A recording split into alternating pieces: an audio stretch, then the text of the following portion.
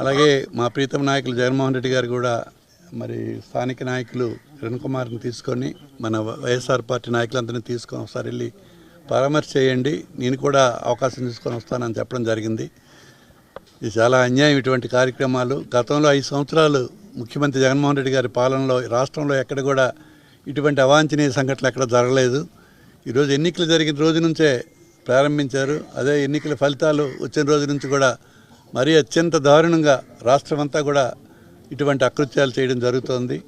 ఇది ప్రజాస్వామ్యంలో ఇటువంటి చేష్టలు అన్నవి చాలా తప్పు. ఈవేళ రాజకీయాలు అన్నవి గెలిపోవటం చాలా సహజమైనటువంటివి. ఎన్టీ రామారావు, ఇందిరాగాంధీ లాంటి వాళ్ళు గెలిచారు, ఓడారు.